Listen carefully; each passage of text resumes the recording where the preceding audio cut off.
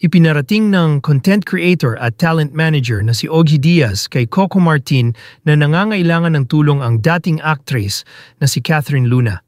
Napanood ni Ogie ang panayam ni Julius Babaw kay Catherine sa unplugged vlog nito sa YouTube nung araw na in-upload ito at kaagad niya itong ibinalita kay Coco. Base sa kwento ni Ogie sa Showbiz Update vlog niya, sa panayam ni Catherine kay Julius, di ba parang nahihiya siya kay Coco? Kasi feeling niya ang laki ng kasalanan niya kay Coco. Kasi nga hindi niya sinabi ng diretsahan na hindi anak ni Coco. Yung feeling ni Coco ay anak niya yung kay Catherine, yung girl na 20 taong gulang na ngayon, parang inaanak ko yata yon, sabi ni Ogie. At naikwento na rin ni Ogie na nagpa-interview na si Coco na tila anak niya yung anak ni Catherine at nagsabi ang aktor sa manager niyang si Biboy Arboleda na baka pwedeng kunin na nila ang bata para maayos nito ang kanyang kinabukasan pero sinabihan siyang may proseso at kailangang sundin ito. Isa na nga rito ay ang DNA test. At nangyari nga ang DNA at sa panayam ni Coco kay Boy Abunda noon sa The Buzz, inamin niyang hindi niya ito anak dahil negatibo ang resulta ng test. Kaya si Catherine ay hiyang-hiya kay Coco at hindi siya makalapit at sana patawarin siya ni Coco at ito'y kaagad na pinaabot natin kay Coco. Sinabi ko kay Coco at pinanood nga ni Coco yung interview ni Papa Julius at sabi nga na naaawa siya kay Catherine. Pahayag ni Ogie. Ang mensahe raw ng aktor, sabi ni Coco, gusto ko siyang tulungan at nakulong pala siya. Gusto ko sanang mapa-opera ang mga mata niya para makapagtrabaho uli siya. Sabihin mo, kukunin ko siya sa Batang Quiapo kahit hindi pa ayos ang mata niya para magkaroon siya kaagad ng trabaho at para tuloy niyang maiayos ang kanyang buhay lalo na sa mga bata. May 7 anak na si Catherine Luna sa kasalukuyan. Pero sana maipangako niya sa akin na ayusin niya ang buhay niya at hindi na siya babalik sa dating bisyo. Pwede ako maghanap kung saan pwedeng ipa-opera ang mga mata niya kung papayag siya. Pakisabi na patawad ko na siya at kalimutan na yon. Ang importante ay yung ngayon at gusto ko siyang tulungang makabalik sa trabaho para sa panibagong buhay niya. Ang sabi raw ni Coco kay Catherine.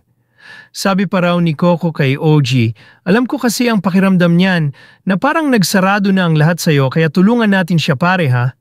Magkumparing tunay sina Ogie at Coco dahil inaanak daw ng aktor ang anak ni Ogie. Isa pang ikinatuwa ko kay Coco. Sabi niya, sana huwag na niyang sayangin ang bagong oportunidad na magkakaroon siya para sa mga anak niya. Sabi pa ni Ogie. Nabanggit din ni Ogie na nakausap niya si Catherine at sinabing gusto siyang tulungan ni Coco.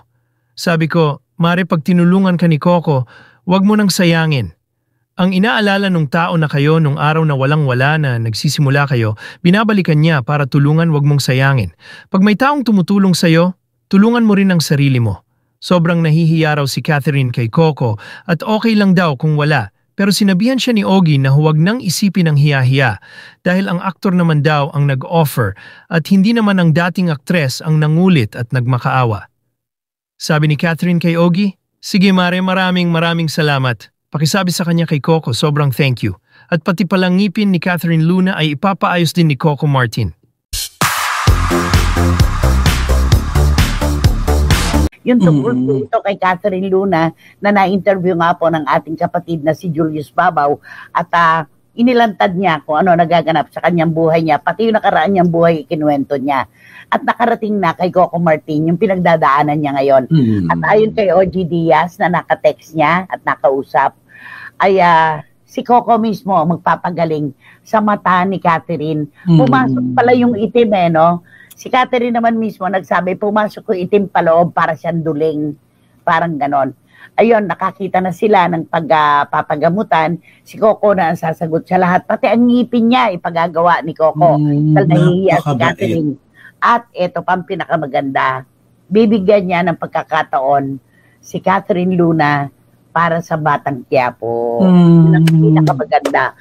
May kapangkabuhayan showcase na, di ba? Sobra, napakabait ni Coco Martin. Kaya liglig, siksik, biyaya sa kanya kasi marunong siyang mag-share. Nakakatuwa, sobra. Pinagpapahalagahan niya yung mga tao na una niyang nakasama noon. Eh siya lang naman talaga, si Senator Bong Revilla Jr., ganyan din. Yung mga nakasama niya noon pa, nung hindi pa ganun kakinang, ang kanyang pangalan. Para din siyang si Coco Martin, di ba? Ang namayapang FPJ, ang hari ng pelikulang Pilipino, talagang kinukup niya yung mga veteran actors and veteran na actresses at yung mga kontrabida talaga. Parang Coco Martin. Yung kanyang biyaya, binabahagi niya sa mas nakararami. Di ba? Sabi ni Juris Dr. Channel, sana dumami pa ang mga tulad ni Direk Coco Martin na nagiging kasagutan sa panalangin ng iba. Napakaswerte ni Catherine Luna. Daig pa niya ang nanalo sa loto. Hindi lahat nabibigyan ng ganyang second chance. Kaya sana ay pahalagaan na niya ito at wag nang sayangin pa. Tama? Oo, naku Catherine, pahalagahan mo na ito. Talaga, oo. Napakaganda ng puso ni Coco Martin, kaya full of blessings siya, sabi ni Tita Nene Olanday. Nay, napanood ko po yung kay Catherine Luna. Napakabait naman po ni Coco Martin. Lulumalig, Iram Lia, thank you so much. Oo. Aha, totoo yan, Boysie, yung obserbasyon mo. Nagagawa, hanggang ngayon ay ganun pa rin. Oo, tama. Pero sana mabigyan ng chance sa Batang Quiapo. Meron, may pagkakataon talaga. At tututuhanin si Coco pag nangako, tinutupad niya. Correct. Tinutupad niya yan. Ang sarap namnamin ng mensahe lalo pa mula sa puso. Sana all. Salamat sa respeto. Lusaw ang puso ng nanay ko. Sabi ni Bradley. Oo, itatago ko to sa puso ko. Itong mensaheng to. Totoo yan. At sabi ni John, iilan na lang ang Coco Martin ngayon. Huwag kang papasok sa mundo ng politika. Mawawala ng indulhensya ang lahat ng ginagawa mo. Huwag kang tutulad sa iba na kunwari ay paayo-ayuda pero wala namang alam. John, may haplit ito. Ampas sa kalabaw, sa kabayo, ang latay, di ba? Yan nga.